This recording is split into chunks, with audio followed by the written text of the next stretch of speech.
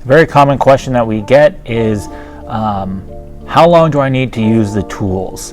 So I think this is a wrong way to think about the tools. You know, the tools are there to aid you.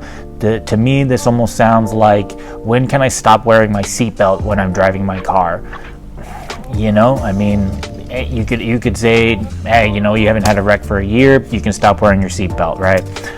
But that would be foolish, because the next day someone could hit you and you'd probably be wishing you were wearing your seatbelt. So our tools act in that way as well. You know, they're there to help us when we need them.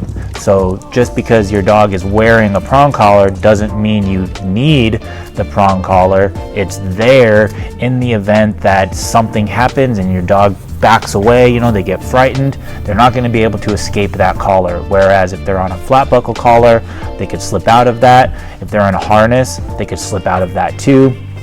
You know, so it's not so much as a need for it, it's a safety feature, right? Same thing like with your e-collar. It's not a matter of needing it every time, it's what happens when something goes down. Can I be able to talk? Am I in a position to be able to talk to my dog just in case?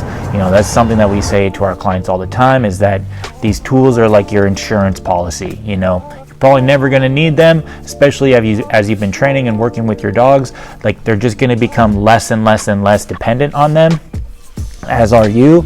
And but they're always going to be there, right, just in case, because you can't train for everything. As much as we like to believe that we can train for everything and proof our dogs in every moment, there's always going to be something that gets to your dog. And if you're like me, I always want to be able to position to be able to talk to my dog, get them back to safety, whatever, and my tools are going to help me do that. If I didn't have those on them and I needed them and something happened, I'm going to be feeling really bad about the possible repercussions from you know, deciding that the dogs didn't need it, you know, and I'd be thinking, why would I think that? So yeah, you know, your dogs might not need the tools often, but it would definitely be encouraged to use them just in case you need them.